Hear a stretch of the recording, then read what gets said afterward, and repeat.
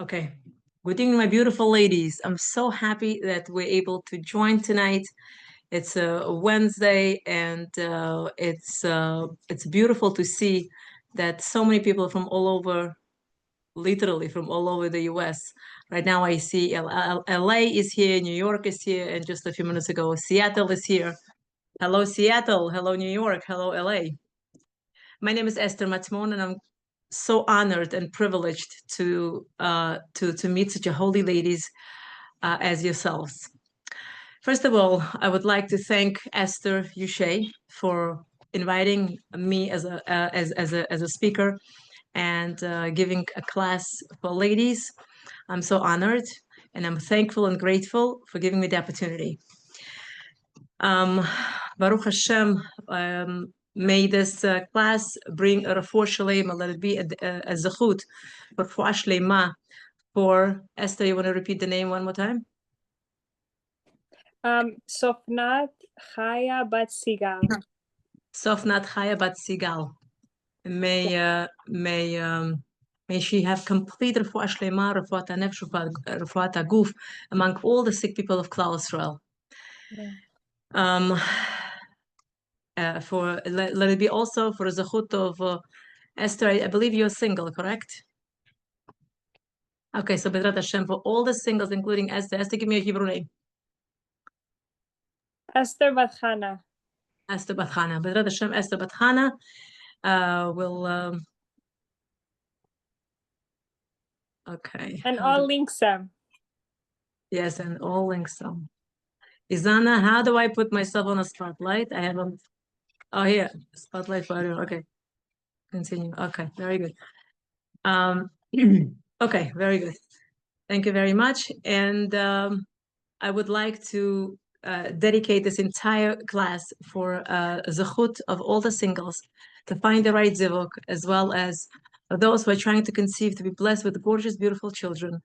And leilu nishmat, all the niftarim and niftarot, for the zechut of all the hostages, all the soldiers who are right now in the hands of Rechamei Shamayim. May Kadosh Baruch Hu watch over them and release them immediately home, alive and safe and healthy and well. And may there be refuah shlema for all the sick, and there be parnasat tova, briyut. May there be peace in Eretz Israel, United States, Iran, all over the world. And may we all be zoche to greet Mashiach, barachamim gdolim. May all those who are not yet shomer mitzvot to become shomer mitzvot, benachat velo b'tzar. Today, we would like to talk about Zera Shimshon, as well as we're going to talk about marriage. And I'm sure all the singles in the class can appreciate. And even those who are married will appreciate tremendously. The reason I chose to speak about Zera Shimshon is, first of all, who is Zera Shimshon? This is a sefer. I believe everybody could see. Zera Shimshon. And also there is this original sefer that we were learning as well. Okay, so Zera Shimshon, his full name is really Rabbi Shimshon Chaim Nachmani. Rabbi Shimshon Chaim Nachmani, ben Rabbi Michael Nachmani. He was a Sephardi rabbi, Italian descent. He lived about 300 years ago, and he had one son who unfortunately passed away in his lifetime. He was a very, very big Talmid Chacham. He was a rabbi in Italy of 4 main cities and at least 5 satellite cities in Italy. He was a rabbi. And when his only son passed away, he gave a promise, and he said, whoever learns my work, and he wrote Sefarim such as Zera Shimshon, Toldot Shimshon, the whole names called Zera Shimshon and Toldot Shimshon are named children or seed of Shimshon, is to say that his books were his children. And he promised that whoever learns from Zera Shimshon, he promises, the author promises, the tzaddik, that he will, that these people, they will be blessed, that he will advocate on their behalf, and they will be blessed with health, with the wealth, with the children around their table like olive shoots, with the honor. And Baruch Hashem, this week is Zera Shimshon's Yortzeit. It actually falls on the 6th of Elul, which happens to be this coming Friday night. So when you ladies, my holy tzadikot, when you put candles, light a candle for Rabbi Shimshon Chaim Nachmani ben Rav Michael Nachmani. Put a candle for him and put a tzedakah for him. And if you can say a kapitel Tehillim, that's amazing. And say whatever request you have that he should advocate on your behalf in front of Shamayim. Baruch Hashem, I just wanted to share with you why I decided to share the story with you. 7 years ago, by Sukkot it will be 8. We're going on to 8th year. Baruch Hashem, thank Hashem a million times. I was working in one of the biggest companies in New York, and one of my coworkers, who was still single, she came over to me and she said, Esther, can I ask you, if I get you a book on Zera Shimshon, would you learn it on my behalf that I should be able to find my zivug and get married and for my success? I go to her, of course. And at that time, I had no clue what Zera Shimshon was. May I ask you a question? What is Zera Shimshon? She goes, oh, you haven't heard of it? I'm like, not really. So she goes, oh, let me tell you. So she goes, Zera Shimshon is, and she tells me that it's a very big segula. And one day I come home, and on my door there is a bag, and I'm like, oh, somebody left the bag. I open the bag, and there is a book. This was the book. And I see the book, and I was like, wow. And I forgot about that conversation with my coworker. And I see the book, and I said to myself, wow, my husband is so thoughtful. He got me a book. And he wanted a surprise that I come in the first thing into the door, and I see this book. And then I opened the inside of the book, the first page, and it said, the learnings should be in the zechut of El Rachel Bat Larisa to find her zivuk and for success. I was like, oh, that's a friend of mine, my coworker. I said, of course. So I give her a call. So I said, El Rachel, I got your book. Thank you so much. That was so thoughtful of you. So it was I remember first day, I believe it was Yom Kippur when I started learning. So I started learning this book on Yom Kippur. It was 7 years ago. This Yom Kippur will be 8 years, and then El Rachel calls me and she says, you know, I want you to after Sukkot, I want you to give these classes to about 25 single girls in my house. She says to me. I go to her, are you sure it's not going to be too much for you? She goes, no, I want to do it. I want to do brachot party. I want to invite all the girls. It's going to give them chizuk. It's going to be, so uplifting because we're all waiting to get married. And for us, this will be the segula. Is it okay? So we started in her house. The house was full, beautiful. The table was fully done. All the brachot, we did brachot. I introduced myself. And Baruch Hashem, we started learning on a weekly basis. Every week, we would have it in her house for about, I would say, 2 months. After 2 months, she was able to speak to the local shul, Od Yosef Chai, and she asked the shul owner if we could have a space in the shul on this particular day, on this particular hour. And Baruch Hashem, we had a green light, and we had this for the next 7 years. Then it started to become a little bit difficult to schlep things in my car. And Baruch Hashem, long story short, the girls of original 25 girls, within the first 3 years, over 90% of them got married. And the youngest kala that happened, the shidduch of, it happened in our class. She was 17 years old. She came, her mother came, her grandmother came, and her future mother-in-law came from different parts of the town. They came to the class, and the future mother-in-law spots a beautiful girl, and she had her son in mind. and they, the shidduch happened, and Baruch Hashem, today she's married with 3 kids. And the oldest scholar from our class was 45 years old. And Bli Ein Hara, this girl who is 45 years old, she had her first baby at age 48. First baby. And Bli Ein Hara, she's due to have her second baby this year, Mitzvah Hashem, and she's going to be close to 50, which is unbelievable segulot. We had girls in our class who couldn't have kids. One of them was 5 years, she couldn't have kids. She went to the doctor, she did tests. Her doctor said, "I'm so sorry." He brought out all her tests, and he says to her, "You know, this means," and he gives her the whole lecture, what it means that scientifically and medically, unfortunately, she can't have kids. And then he shows the husband's labs, and he shows one by one, and he opens the books, and he shows and explains to her that unfortunately, scientifically, medically, she can't have kids. And you could imagine how heartbroken the patient could be. So she and her husband left their office. It was in Manhattan. She left the office. Within a month, she's getting a phone call from doctor's office, from infertility specialist that she went to. And the doctor says, "Mrs. So-and-so, I want you to come into the office." The secretary says. So she thinks, okay.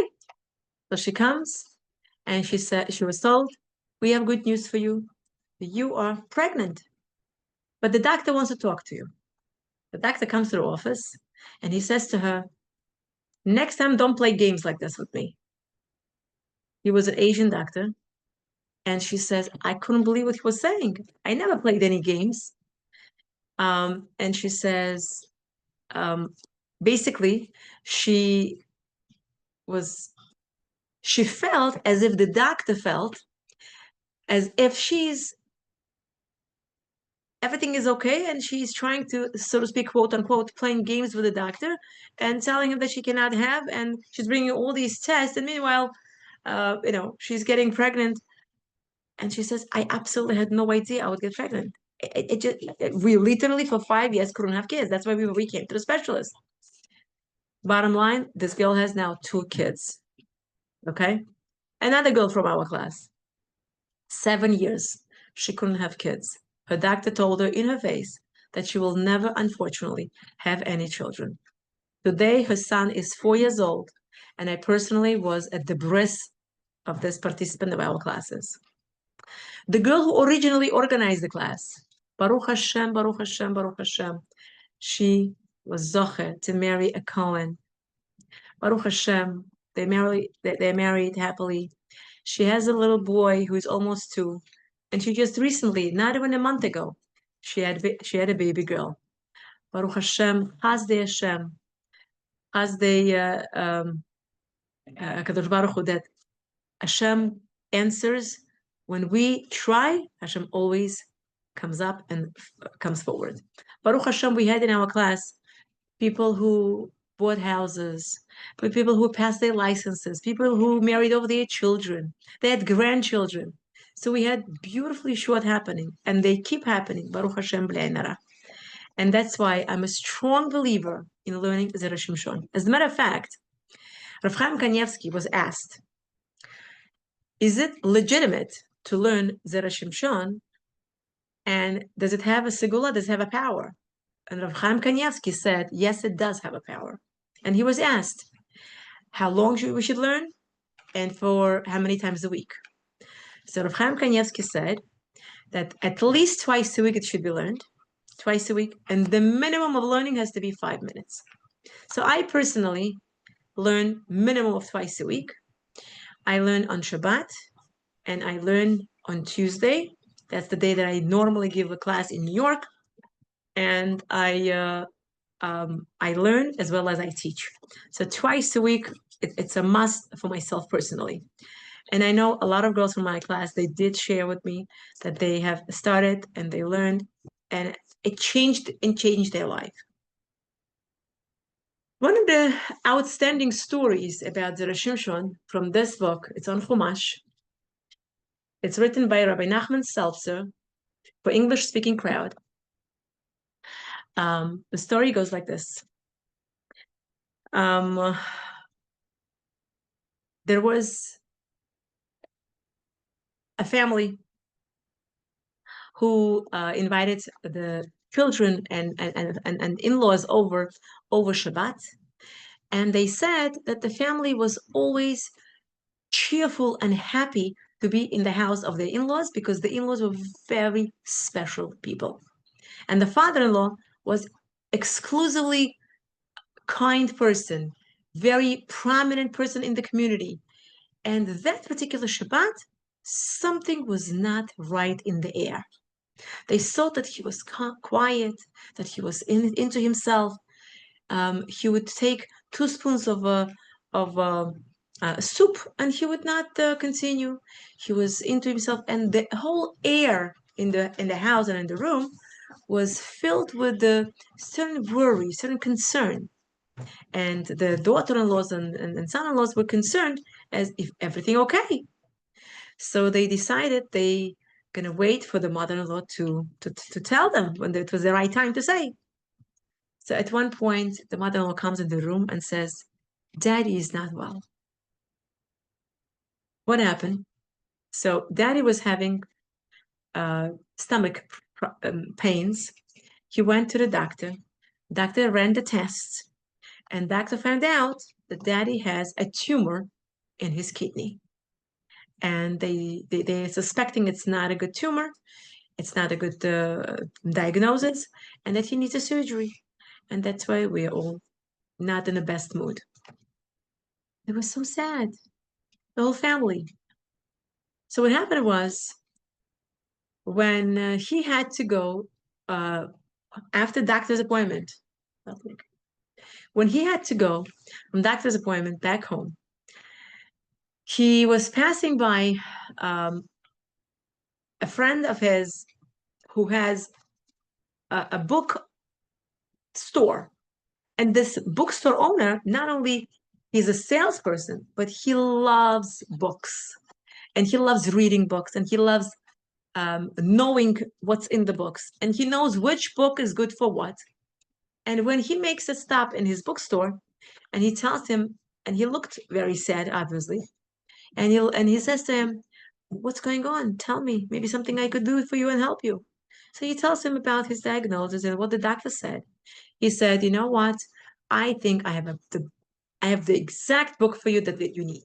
Just give me a minute." He goes to the back of the store and he gets very old, dusty, and like old forgotten book. He says, "I know it looks very old because it is old." He says, "Zera Shimshon. This is the book that I want you to take. This is the book that I want you to learn." And he tells him that this book is the book that was written by this very, very holy rabbi. And he promises that whoever learns from his sefer, he guarantees that he will have refuah shlema, he will have success, and he will be blessed with a long life. And he says, "Trust me, take this as a segula. You have nothing to lose." Fine. He takes the book, he goes home, and he learns it.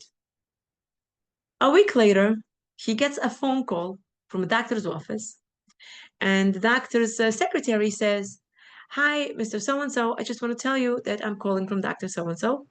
Your doctor, your regular doctor who was supposed to schedule a surgery for you, he decided to take a vacation. So he's going to be away. So his second in command from his team is Dr. O'Keefe, and he will be taking over your case, and uh, he will be doing a surgery because the main doctor is on vacation, and he will be doing a surgery. And he would like you to come into the office to Manhattan, if you don't mind, for you to discuss the case with this doctor. He would like to go over all your tests and make sure that everything is ready, and to discuss this with you." And of course, as a patient, he says, "Of course, sure." And he's worried. Of course, the day of the appointment comes, and he's concerned. Number one, he's concerned that the fact that he has this diagnosis. Number two, now his main doctor is away on a vacation, and the second doctor, the doctor who is covering him, he is he's new. He doesn't know him. He doesn't have a connection with him, and he doesn't know if he has a good credentials, and he has even he's a legitimate person to even trust him. But he has no choice. So he says, I have no choice but to go. My life, is in the hands of the doctors at the moment. I have to go. So he comes, and Dr. O'Keefe looked like he was in mid-30s. He warmly greets him. He welcomes him to his office. He sits him in a chair. He goes over his file, and he takes out his screen where he puts his X-ray um, picture, and he looks at his CAT scan. He looks at the MRI, and he's taking his time, and he's looking, and he's scrolling. He's looking. He's taking his time. He's looking from one angle. He's looking from the other angle. And meanwhile, the patient is getting really a little bit impatient. He's worried. What's going on? Maybe it's in two kidneys now, not in one kidney. Why is he taking so long? Am I okay? Finally, the doctor says, Mr. So-and-so, I'm afraid that your doctor gave you a wrong diagnosis. You don't have anything. At the worst case scenario, you might have a small cyst on the kidney. You have nothing to worry about. Go back to your beautiful family and enjoy yourself and enjoy your life. You don't need a surgery. It's canceled. According to what I see, there is nothing there. This patient, this Jewish patient, was on cloud nine. He was so ecstatic. He was coming as if he's literally walking on the clouds. He couldn't believe this. It's as if he was given another lease on life. He comes home. He couldn't believe this. All he had done different was to learn Zera Shimshon for a week. And a week later, he gets this phone call. And he comes into the appointment. And the appointment informs him, the doctor informs him, that there is nothing for him to worry about. He's shocked. He says to himself, wow, it really works. And then he goes back to his friend who owned a bookstore. He says, you're not going to believe this. I have good news for you. He says, wow. He said, should we publicize it? He says, I don't feel comfortable publicizing it. He goes back home. He talks it over with his mechatunim, and his mechatunim tell him, you know what? I think you should publicize it. Because the more people know about the Shimshon and Segula of learning the Shimshon, the more people learn, the more people get a chizuk, and the more people learn and have a Segula, and it will work for him, the better it is for you and for the tzaddik and for the entire Klal Israel. He says, you know what?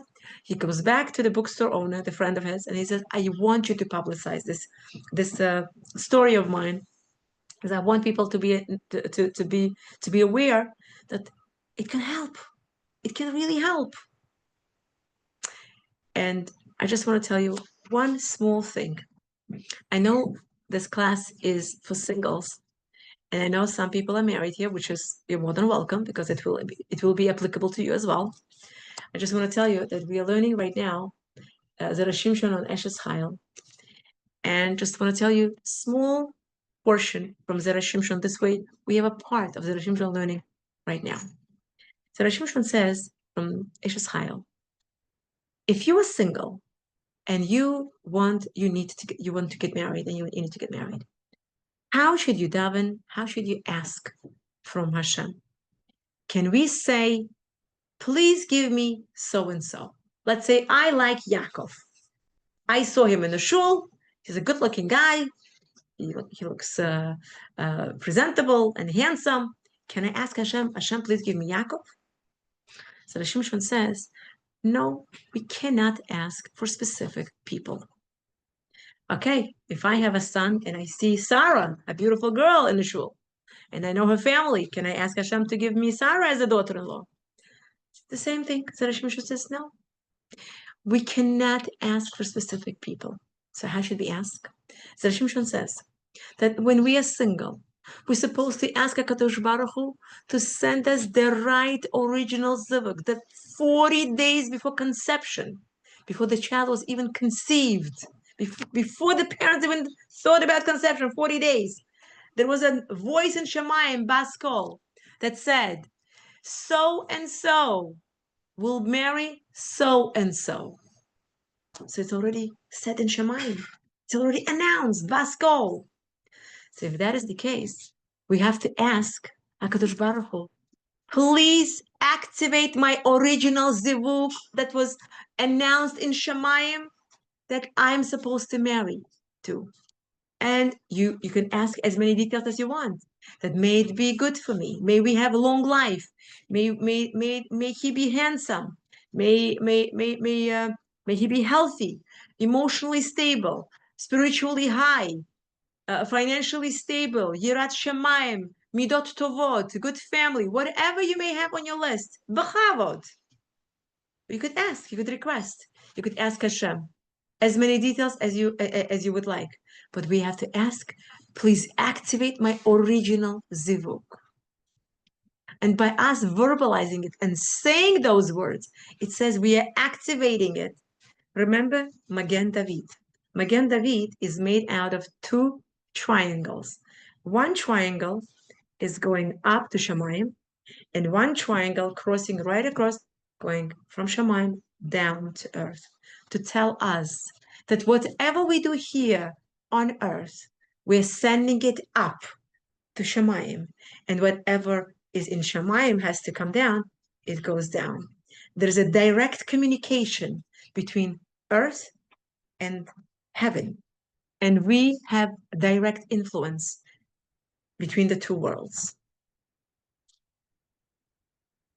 And being said, we have to ask, please give me my original zivug.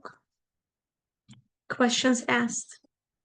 What if the person, one of the questions, my daughter, my oldest daughter, who is in high school, one of the girls in her high school last year asked her teacher, and the question was like this. The girl comes from a divorced home. There are 3 children in the family, and she asked the teacher, Mora so-and-so, how do you explain that if my parents got married and then they had us, and after 3 kids, my parents got divorced, God forbid, how do you explain it? This high school student asks her Mora. So her Mora says that these precious nishamot were supposed to be born. And in order to bring these beautiful souls down, these 2 people were supposed to meet and marry. And they were supposed to bring these beautiful, gorgeous souls. And that was the reason for their marriage. Another question comes up. What if a person gets married and then they get divorced, and then they get married again, second time, and then it's a successful marriage? How do you explain that? We're talking about original zivug. Who is the original zivug? A lot of sources say that the first marriage was a tikkun. There was some kind of a job between these 2 souls that they had to finish. Bring children, return their debt. That's why they met. That's why the first marriage took place. And after a certain amount of time, these souls had to go their own way. But the second marriage, that was the lasting marriage, the one that has more of a presence and essence, and they're living together and they're happily married, this is the original zivug. Wow, we learn. And it says, how many zivugim a person can have? Different sources say different things, and they say the person can have, different sources say, some say 3, some say 7, some say even 14 zivugim. What do you mean? You cannot have 14 husbands, can you? No, of course not. You can only have 1. So, if that's the case, whenever you bring yourself up in your ruchniyut, in your spiritual level, whenever you bring yourself up, you deserve the higher level of zivug. One of my students shared with me at my classes, Nechama, beautiful Dvar Torah. And she said she was told when she was learning in Israel that one girl decided to be less tsanua, and she decided to take off her socks, her knee highs, to wear a shorter skirt because she felt it was too hot in Israel. And the day that she did it, her Mora in seminary told her, The day you decided to shorten your skirt, the day you decided to take off your stockings or your knee highs, this is the day your future husband decided, your Hatan, decided to take off his tzitzit and to stop wearing his tefillin. So, ladies, you have an influence on your future Hatan, your future husband. And those who are married who are listening to us, you, my precious ladies, you have an influence on your husbands, on your children. That's why by us being more tsanua, being more refined, being more modest in every way possible, in our dress code, in our speech, in our laughter, in our walking, talking, speaking, even when we walk. How can you be tsanua and modest when you walk? Very simple. When you walk on the high heels and you make those tuk tuk sounds, tuk tuk, that everybody looks back. Ah, such a beautiful lady. Who is that? Guess what? By the person looking back and looking, we are causing lack of so to speak tzniut. So if that is the case, we don't want to guilty. We don't want to be guilty. So what do? We we if we do want to wear those heels, no problem. But we have to put something under that will not make those loud sounds. Okay, I would like to tell you that zivug comes whatever level you are at. This is the level of the zivug you attract. There was one story, and I probably mentioned the previous shurim, but it's worth to mention, and I'm gonna go ahead and start the second part of the class. And there was a story of a Rebbitzin who was a 92-year-old. She was teaching in Israel in high school, and it was COVID. And during the COVID, the schools were closed, if you remember, and the schools were closed for like a certain point of time, like for good 2 months. And when they were closed, the girls were sent back home. And the Rebbitzin, this Mora, told the girls, I want you to take upon yourself to say every day a capital Tehillim for your future husband. She tells her high school girls. And the girls said, okay. And as 2 months pass and the school reopened and they all come back.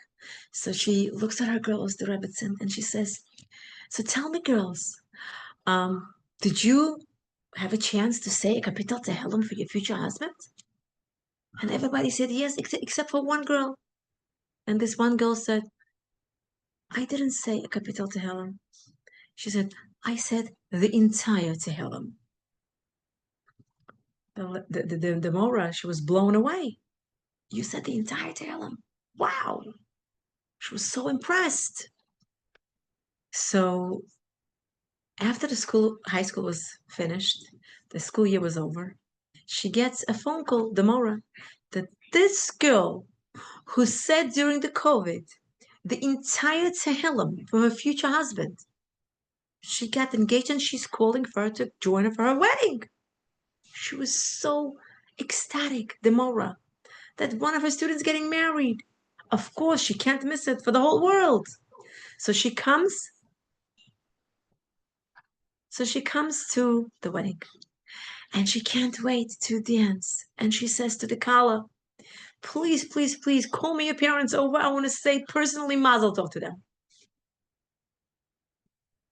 And the parents come over and she says, I just want to tell you, you have such a special daughter. You have no idea what a precious diamond you raised.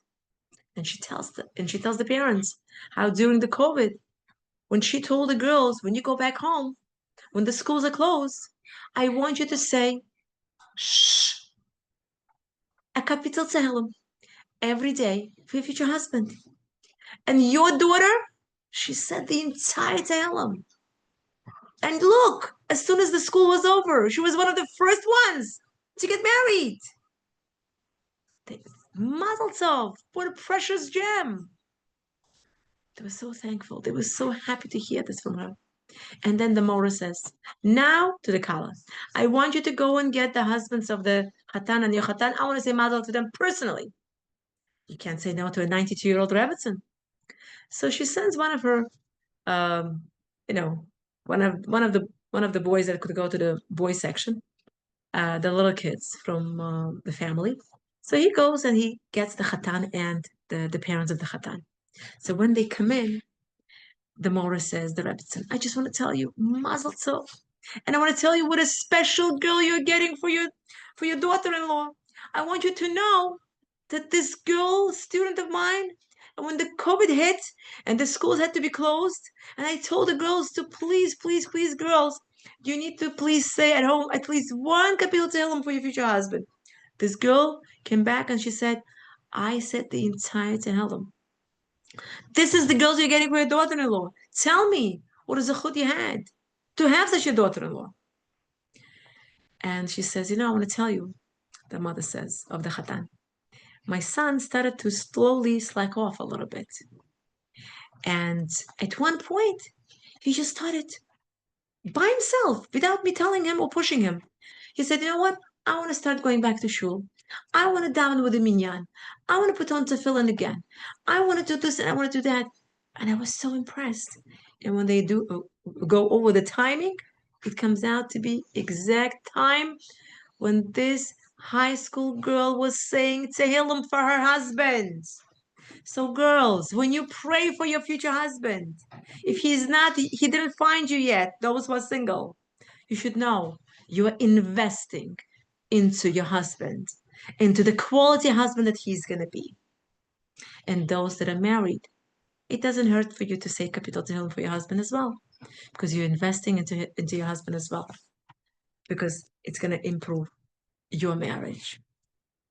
And with that, I would like to proceed to the second part of our class, and that is, I was so impressed by Rabbi Joey Haber,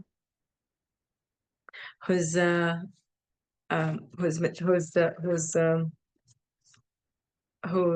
material I'm going to use for the class, and that is about marriage. Since we all want to get married, those who are single, I would like to talk about it, and I hope you find it to be useful. What marriages need? We have a lot of challenges in young couples. You meet young people who get married, and after 6 months of marriage, you see them and you ask them, so how is life? They answer, great. And you ask them, how is marriage? And they answer, couldn't be better. And the truth is, they're not telling you the truth. They're meaning to say that I'm a little bit suffering inside. I'm nervous. I'm worried. I didn't expect this. Sometimes it is really as great as they say, but a lot of times it's not. But the question of today is, how can this be? How could that be that we watch this couple date, we watch this couple get engaged, they got engaged, they marched down the aisle, and they have a Sheva Brachot, and they were as happy as at birth because they were happy that they had each other. How does it so quickly become so challenging? So how could it be from going to dancing like their suits on fire, and now they're so excited about their life to be alone in their living room, ready to pull their hair out? How did that happen? So our words for those who are married at any stage of their marriage, or for those that hope to one day they'd like to get married. Because what we are going to speak about tonight is critical that union to be incredible. There is something wrong about the process. Growing up, dating, getting engaged, getting married, that we are not realizing and not paying attention to something is as critical as making the marriage as great as it needs to be. Great marriage is the one where husband and wife are excited about each other. They have a tremendous amount of love. They have a tremendous amount of fun. They have a tremendous amount of happiness. They have a tremendous amount of joy. They're excited to talk to each other, to spend time together. They love their life and the fact that they have each other and they're married to that person. Some people, when they get married, they care about external things. Other people, when they get married, they care about spiritual things. And there is one more thing that we need to talk about. People who care about externals, they care about looks, they care about reputation, they care about maybe finances, they care about the job he has, how cool the person is, how impressive the person is, which is all good. Other people care about spiritual things. That means they care about how much he learns, how religious they are, how observant they are, how much Yirat Shamayim they have, how machmir they are, how much they care about spiritual things. Both, we're going to see if it makes sense or it doesn't make sense. But there is also the third, which nobody talks about. That is one of the most critical pieces of the whole story. And here we go. Let's talk and look at the Gemara that talks about Tu B'Av. What happened on Tu B'Av? There's a Mishnah in Masechet Ta'anit, Daf Chaf Vav Ba'amud Bet. Amar Rabbi Shimon ben Gamliel. There was no holiday as joyous as Tu B'Av. On those days, the girls of Yerushalayim would go out in white clothing. Every girl would borrow from someone else. No one wore their own clothing. And they wore someone else's white clothing, so as not to embarrass someone who didn't have it. Everyone went out and borrowed clothing. These girls, they would go out to the vineyard excited. Apparently, boys would come out to those vineyards to see the girls, and the girls would announce. Listen what the Gemara says. The beautiful girls would say, the only reason you get married is because of beauty. And I'm a beautiful girl, so you should marry me. The Gemara says, the ones that came from good families, from good lineage, they would say, the only reason you get married is to have children, good children. And from that, you need good families. I come from good family, so marry me. According to some other editions of the Gemara, the wealthy girls would come and say, marry me for my money. The wealthy girls. Okay, got it. Beauty, family, money. The Gemara says, the ugly girls would say, what is an ugly girl? What can she say? What sales pitch can ugly girl have? What do you have? Why should I marry you? You don't have money, you're not so good looking, and your family is horrible. How are we going to get started? The Gemara says, they would say, marry me l'shem shamayim. Marry me for Hashem, so to speak, for pure intentions. Marry me l'shem shamayim doesn't sound like such a big winner line. The Gemara concludes, as long as you give her, the girl, this ugly girl, so to speak, beautiful gold jewelry. And so the Gemara says, I have 3 questions on this Gemara. And every single one of them will lead us to the very important process of marriage.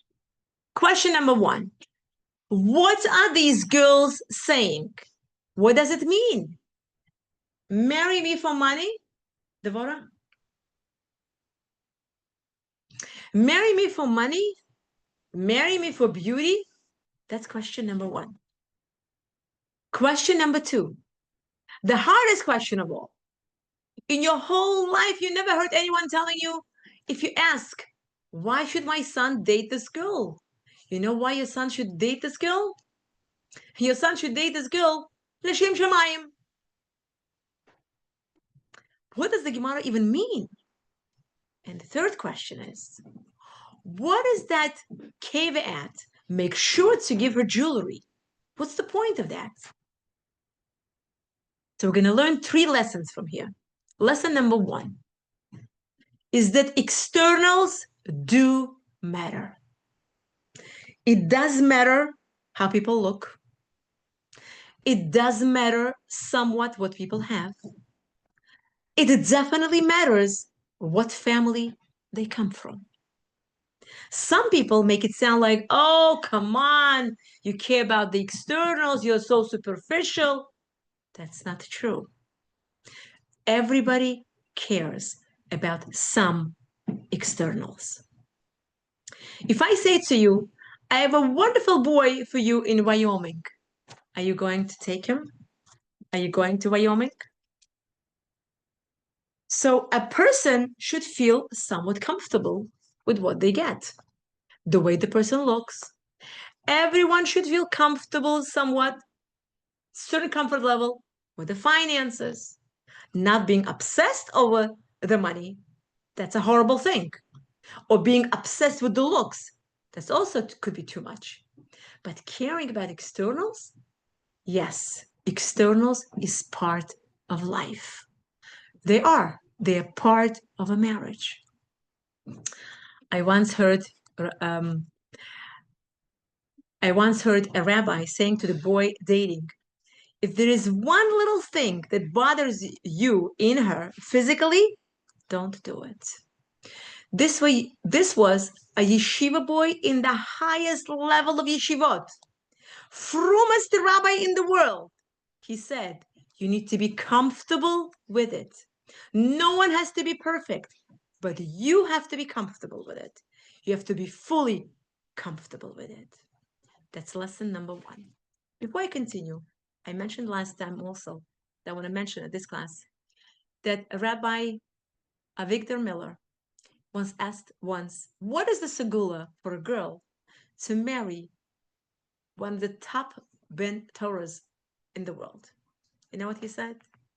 She should go to a beauty salon and to attend to her needs, to make sure that she looks impeccable.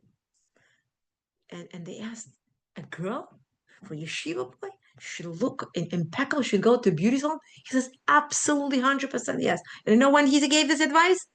In October 1975, 50 years ago. And he said, unfortunately, the girls do not know how to take care of themselves. Unfortunately, the girls, that doesn't apply to all of them, but a lot of girls, the girls don't know how to be presentable. The girls should not have yellow teeth. They should not have any smell or odor. Their hair should be gorgeous. Their makeup should be pleasant and beautiful. Their clothes should be stunning.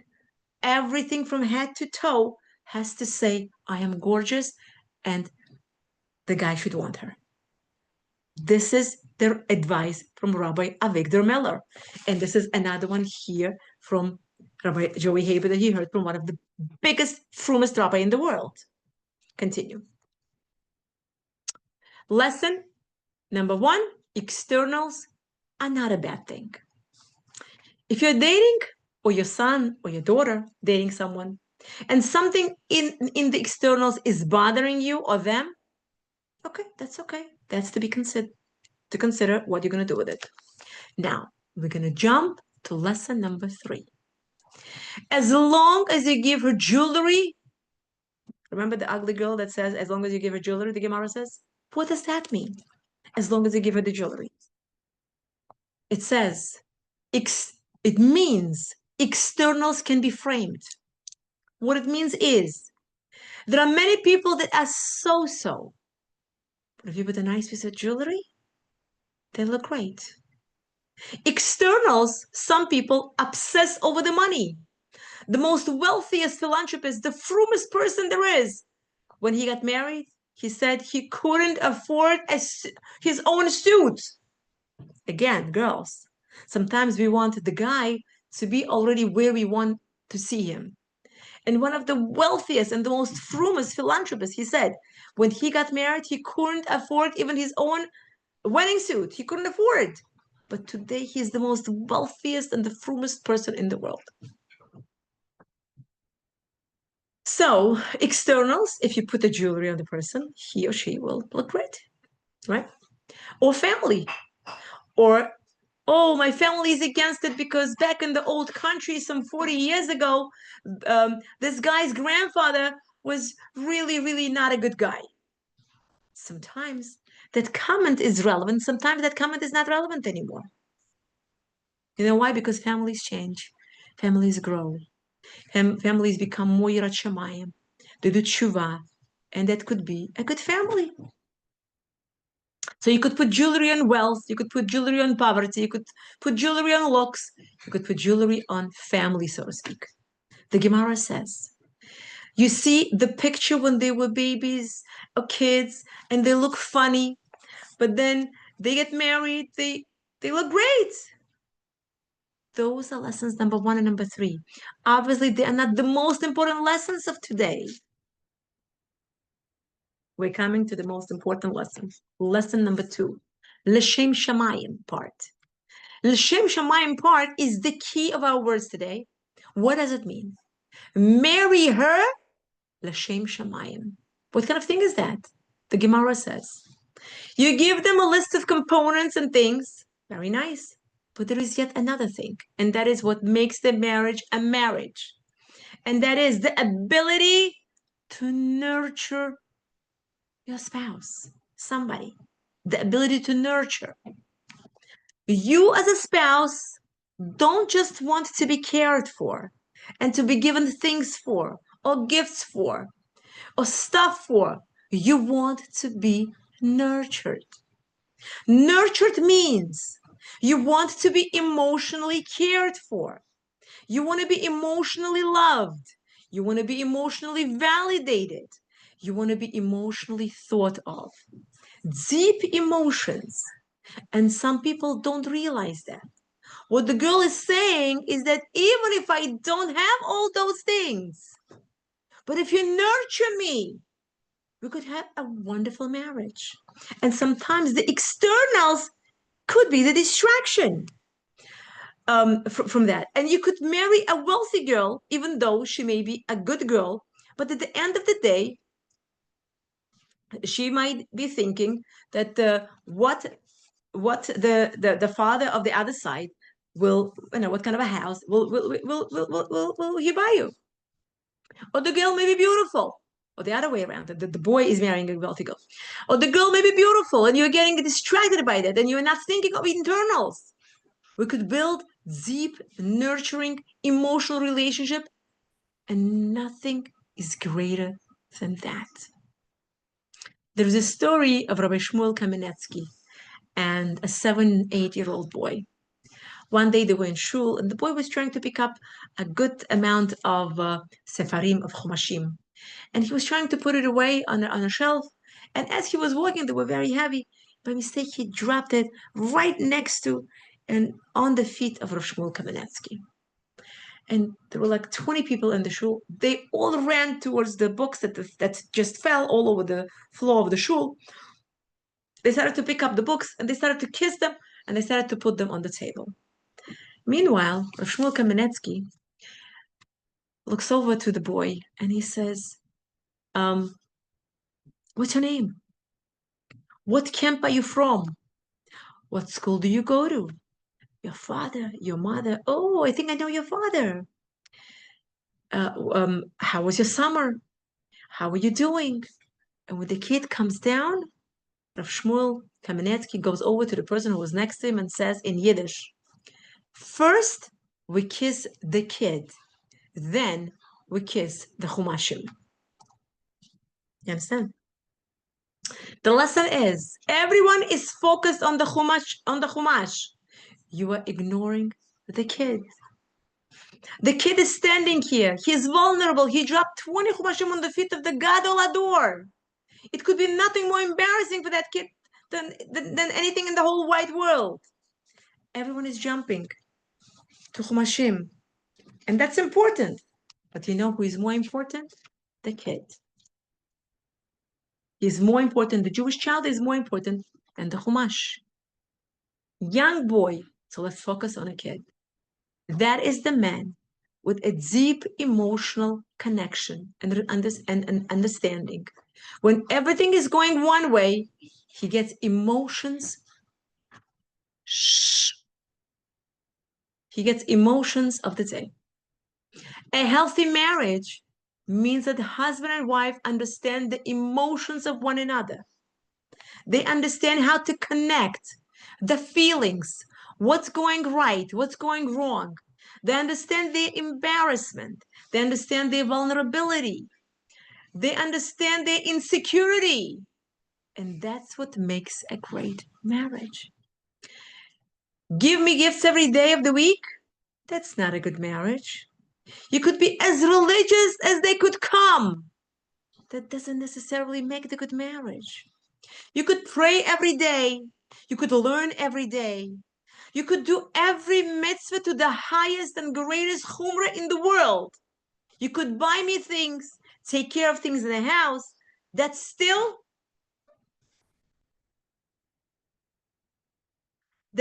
doesn't make a great marriage.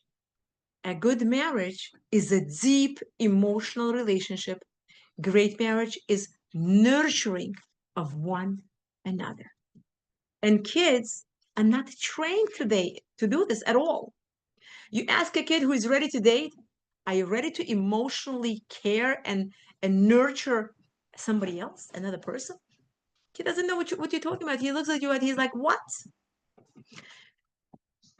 He will tell you, she's great. I care about her. I'm going to take care of her. I'm going to work very, very hard. I'm going to learn with tremendous diligence because she wants me to learn. So I'm going to learn with tremendous diligence. Great. But that is not the relationships. The relationship is emotional. The relationship is deep. You have to be prepared, have to be part of an emotional relationship. Understanding each other's feelings, understanding each other's thoughts, understanding how to respond to them. So how is this done? There is a pasuk in Va'et Hanan parasha. Those who are attached to Hashem are alive. The pasuk uses the words dalei dalim, doubly poor. Says Chasam Sofer, what does it mean that the Jewish nation became doubly poor? What does it have to do with anything? He says what it means to be doubly poor is that the Jewish nation has this incredible quality called humility. Oops. 1 second. Forgive me. Technical difficulty. Humility, incredible quality of humility. The act of humility, the quality of humility. They act humbly, always. Humility means I'm not consumed with myself. There are people full of arrogance and they're consumed with themselves. How great they're doing, how great they are, how wonderful they are. They think how wonderful they are, how wonderful they are their own head, and they're so proud how great they are. The Jewish nation have double portion of humility. Says Chasam Sofer that before they became great, they are humble, and even after they became great and accomplished, they're humble. They are dal, poor, and not a dal, also poor. They're poor again, consistently humble. Apparently, this humility is what attaches deep with Hashem. Because before you become great, you need Hashem completely. Dvekut b'Hashem means you are thinking about Hashem all the time. Even when you succeed, you are thinking about it, thinking about Akadosh Baruch Hu all the time. You're all alive if you're living that way. means attached to Hashem. The word dal means poor, humble. There are two letters, dalet, lamed. The gematria of dal is 34. The word dal twice is 68. Dalei dalim, 68. Double humility. The word chaim, life, the gematria is also 68. So if you're doubly humble, this is where the life is. If you have double portion of humility and you are completely wrapped in Hashem, you are constantly thinking of Hashem, doing for Hashem, you are alive. Someone sent a message saying that he has a system that he likes to do one act of chesed every day. A number of years ago, he said it was 3 o'clock in the afternoon, and he hasn't done any chesed, and he felt bad. So he got into his car in Brooklyn, and he started driving up and down the block. And he stopped by, there was some kind of a soup kitchen. He stopped by, he got inside, and he said, do you guys need any help? Anything I could do for you to help you? They said, yes, we actually do need help. We need help with the garbage. We have 50 boxes of the delivery that we just got, fruits and vegetables. Do us a favor, break them up, close them, and take them outside. And then all the scraps of food from the tables, take them out, put them in the garbage bags, and take them outside. Fine, no problem. This man got to work. He said after he finished, it took him 2 hours to help this kitchen soup kitchen. And he came out and he looked up to Shamayim and he said, Hashem, I'm so lucky that I was able to help Hashem with his garbage. With Hashem's garbage. Atem hadvekim ba'Hashem Elokechem. You are attached to Hashem, you'll do anything for him. Rabbi Haber said that there was a day when he counted his shurim and he was on his 1,000th shur. And he said, it equals to 1,000 miracles. And I said to myself, wow, Baruch Hashem b'lei nara. If we have 52 weeks a year, and we're giving 7 years shur, if you calculate, okay, maybe we had a few weeks because of the Pesach and other things we had off. But about, it says 300, the calculator says 364 shurim. I said to myself, wow, it's almost a year. 364. Could be a little bit less, could be a little bit more, because we had classes besides weekly in between as well in other communities. So around, let's say 364. So I said to myself, wow, it applies to me as well. 364 miracles, literally. That is the relationship we're supposed to have with Hashem. Extreme humility, be consumed, not with yourself, but with Hashem. What else? Where else in the Torah it talks about dvikut? In Parashat Breshit. And the man will leave his mother and his father and davak leishto, and connects to his wife.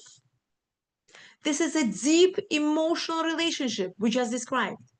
If you were never married, you never experience it in your life, because in a relationship with your parents, you just have to be very nice and polite and respectful. In a relationship with your siblings, you could ask them, please leave my room. In a relationship with your friends, you have to be fun to be around with. But in the relationship with your spouse, it's a completely different relationship. With a relationship with Hashem, it's a dvikut. It requires humility. Some of the skills that are required are stopping and listening, accepting of someone else's mistakes, being flexible enough that this is what this person needs. He goes, my wife goes to her mom's house. She goes there, she comes back home. She goes back to her mom's house, she comes back home. She goes back again to her mom's house, she comes back. I come home, she's on the phone with the mom from whose house she just left. He says, I have to understand. This is your job as a husband, to understand it and validate it. So he says, we have 45 minutes for dinner. So I tell my wife, can I have 44 minutes out of 45? And then you can have all the rest of the night. Deep emotional relationship requires humility. We need to train our children, the people they marry, to have that, to start them right, to be prepared to do for each other what they need the most, to connect on a deep emotional level. Even if you're cooking or cleaning or learning or taking out the garbage, thinking of connecting on a deep emotional level. Sometimes people think that girl or that boy don't need it so much. Ben Ish Chai says, when the Gemara says, ugly girl says, just give me a jewelry, not because she needs a jewelry. No, she is a low maintenance girl. She doesn't need a lot. But by giving her gold, she doesn't need the gold. It shows her emotional relationship her husband has for her. If you say that you don't care about your emotional relationship, tell me, if you made a seudah, like a wedding or a bar mitzvah, and you invited guests, and the guest said, you know what, I saw you already yesterday. I saw you in the class. I saw you in the shul, in the synagogue. It's okay. I'm not coming to your event. I saw you already. I said already my mazel tov. I sent you a gift already. Would you be okay with this? No, you know why? Because we are all emotional species. You will not be happy if somebody doesn't show up at the wedding or somebody doesn't show up at the bat mitzvah or bar mitzvah because we all emotional beings. And when we see our friends, this gives us a feeling of emotional belonging, emotional relationship, emotional connection. It gives us validation with all of us. That's why Gemara says it started with the girls that would borrow white outfits and go to the vineyards. So no one should look better than the next one. Maybe because you borrow the outfit, you are humble. You're not wearing the most expensive gown. It's not even yours. And that humility is the required prerequisite to start off the relationship. How to think about and connect emotionally to somebody else. People talk about external things and physical things, and they're okay. They talk about spiritual things, and they're absolutely important. But the core of the relationship is emotional. The core of the marriage is emotional. The core of dvikut is emotional. Emotion requires humility and flexibility to be able to be consumed with somebody else. I'm gonna end with the most marriage kind of a stories I've ever heard, and I would assume that 80% of this room already heard the story before, but it captures the point that we made up until now, and it's a powerful way to do it. There was once a man, and he lived on the island, and he was young and smart and strong and handsome, and it was time for him to date. And the custom was on that island that when you date and you're ready to get married, you send a gift to the girl. And the gift you send her, because the island was kind of like a farm, like an island, you send cows, sheep, cattle. And based on the kind of a girl it is, that's the kind of a gift you get. A very hush of a girl would get 8 sheep. A so-so girl would get 4 sheep. A girl who was hazita would maybe get 1 sheep. So all the girls on the island wanted to date this man because he had everything going for him. And he wouldn't date any of them. So one day he finds a girl from a neighboring island and he gets engaged. And everyone wants to know who he got engaged to. And everyone wants to know how much gift did he send her. How much dowry. And he finds out. And they see the girl. And the girl is like a little girl. And she looked like she was bent over. And they look at her. They're surprised. They say, okay, to each its own taste. I guess this was his taste. And how much did he send the gift, the dowry? He sent her 20 cows and 30 sheep, 40 chicken. And they were like, wow, this girl, at most, is probably worth a chicken and a half. Anyhow, he got married and moved away. 5 years later, he comes back, and now everyone is excited to see him. And they want to see his wife, and they want to see him.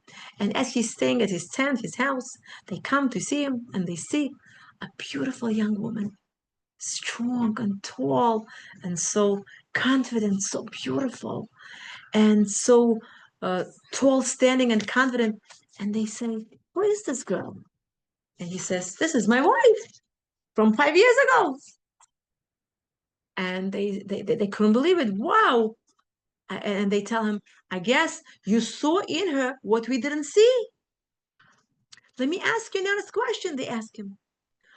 You could have gotten away with two chicken at the maximum. Why did you give her 20 cows, 30 sheep, 40 chicken? And this young man says, "I'll tell you why." He says, if I married her for two chickens, she would be a two chicken wife.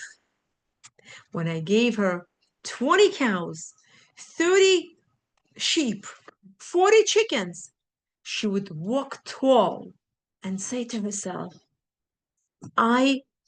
look how important I am for my husband, how much he values me. And that means everything. You see people married, you ask them, "How are you doing?" And they're like bent over, I'm okay, I'm doing. And you see people who are married for 5, 10 years, and they are smiling, they are confident, they exhibit this energy. And that's because the spouse knows how to nurture them. We can look at his resume. He does that and she does that.